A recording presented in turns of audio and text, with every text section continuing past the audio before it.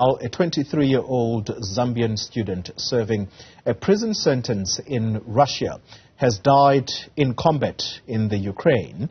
Now, Zambia has asked Russia for an explanation. Lemekhani Nathan Nyirenda was convicted for breaking Russian laws back in April of 2020. And for more on this, we're joined now by Emmanuel Mwamba.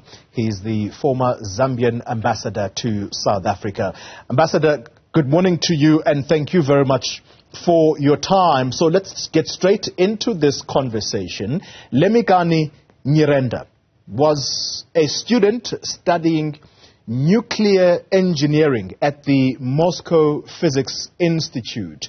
How did he land up in jail? Let's start there. First of all, we need to go to the background. In 2017, Zambia signed an agreement with Russia's state energy giant Rosatom to develop its nuclear sector and to develop a power plant in future. So there was this collaboration that was done in 2017. Remember, Zambia has uranium, one of the primary commodities in the nuclear energy sector. This is for peaceful development of this sector, the subsector in the energy industry. So we have since set up a nuclear and technology center where all these things will be prepared. And Zambia sent the first batch of students to Russia at the institute you have just named for studies in preparation for this long-term program in Zambia. And Lemekhani was one of those students that were sent, that when they graduate, they'll come to the center. All right. And then he finds himself in jail. Explain to us what laws he broke in Russia. So Zambia was informed that Lemekhani breached some of the laws in Russia, in the Russian Federation. And in April 2020, he was jailed for a period of 9 years and 6 months. So he was serving this period of 9 years, 6 months. And then you are aware when the Ukraine-Russia war broke out that there was a recruitment that was done that included young, energetic prisoners. We suspect that Lemekhani must have submitted himself.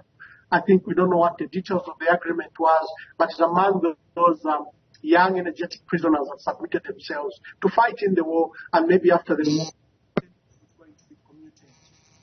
All right. And so this recruitment was conducted by which side exactly? Was it Russia, which was now allowing some of its prisoners who volunteered, and I would like to stress the word volunteered, to go and fight this war? Yes, indeed, because remember, he's in prison in Russia since 2020. So this can only come from Russian authorities, where then Lemekhani finds himself at the prison, at the war front in Ukraine. My goodness. And then, Mr. Ambassador, you'll understand the questions then that ought to come, not just from the family, but members of the public. I want to think that Zambians want to know that Lemekhani then dies in the battlefield in September. We are now in November. Why did it take this long for the family and the country to be made aware of this information? Yes, indeed. The Zambian government, through the Minister of Foreign Affairs and International Relations, issued a statement where they informed the nation that they only became aware of this information that came through our embassy in Moscow on 9th November, that we had lost a Zambian who had died in September, on 22nd September, at the battlefront in Ukraine. The details remain scanty, but since Zambia and Russia enjoy fraternal relations, I think that these details will be given to the Zambian government and to the family in return. How's the family of Lemekhani taking this, Mr. Ambassador? I have not spoken to the family, although I know the family. Our role is just to wish them deep condolences. And I think any loss of any child, they sent this young man to school. They sent him to a youth.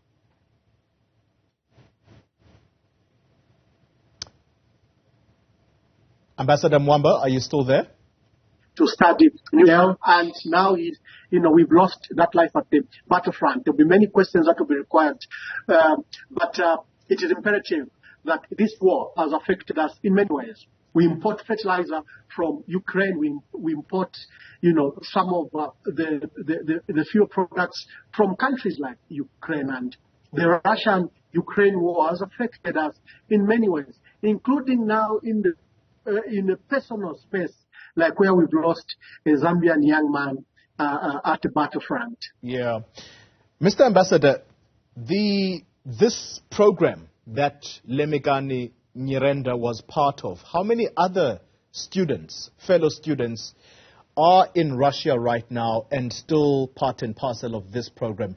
And is it a program that government still wants to continue with? Yeah, I need to emphasize that Zambia and Russia have had relations since 1964.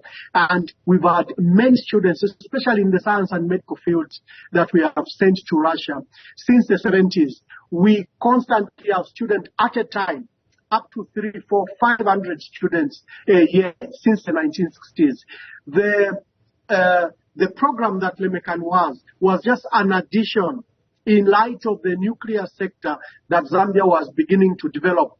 Remember, Zambia has set up a nuclear center for energy and technology. It wishes to promote the energy sector by creating a power plant, building a power plant, and also for safer use of this technology in medicine and other sectors. So this was just one of the many programs that Zambia has had with Russia. All right, and let's talk about the efforts then to repatriate the remains of Lemekhani Nyirenda. Where are those efforts now? The ministry's statement clearly indicated that the remains were repatriated to the border between Zambia and between Ukraine and Russia, and that the embassy in Russia is now coordinating efforts to repatriate the body to Zambia. Again, let me hasten. We've had many students in Russia. They are well behaved. They finish their programs and become later professionals. We have medical doctors, economists, professors that have studied in Russia over the years. And they will testify to you that Zambians are among the most disciplined students that come from Africa, and they finish their program. The circumstances surrounding Lemekhani are unfortunate, and we are yet to understand the entire details. And I take it, therefore, that the Zambian authorities are of the firm view that the fraternal relations that Zambia continues to enjoy with Russia, those remain unshaken, even by this incident. Mwamba, I'm former ambassador. I served as ambassador in Ethiopia, and I served as a permanent representative to the African Union until recently. I may not speak for government, but what I know is that Zambia has this relationship for the last 58 years with Russia. It remains cordial. We've had collaboration in many, many sectors. However, during this period of the Russia-Ukraine war, Zambia has voted with other nations, to condemn the Russia-Ukraine war. In the last two votes that have come to the United Nations, Zambia stood with other countries that has voted against Russia's invasion of Ukraine. However, there is an embassy in Zambia, the Russian embassy. It still continues to collaborate with Zambia, and I hope and pray that the relations will remain fraternal. Remember, Zambia doesn't side with any power. We hold good relations with the United States, with Russia, with China, with France, with the UK. We've been non-aligned. That has been our tradition in the past, that so that we are not engulfed in these bipolar fights that emerge between these superpowers. So Zambia has had that non-aligned status for a long time, and it has led Africa in that relations. Ambassador Mwamba, it's one thing to condemn the Russia-Ukraine conflict, but it's completely another to state exactly who the aggressor is. In the eyes of Zambia, is Russia viewed as an aggressor on this war? It's divided. It's divided. But like I said, I indicated the current government's position, where countries like South Africa, Namibia, and others chose to abstain so that they are not caught up in that debate of who the aggressor is. Zambia decided to vote, for those resolutions against the invasion of Ukraine. So the new government has somehow taken a position, but like I'll be slow to judge them. You have to get one of their spokesperson to speak to that particular matter. I appreciate that, Ambassador. I'm letting you go, but here's a final question. You said earlier that there was a call from Russia to say foreigners who are in their country, who are willing to volunteer in order to go and fight Russia's cause in Ukraine, and there were volunteers in inverted commas. Would Zambia be happy to sacrifice their young lives fighting in a war like this?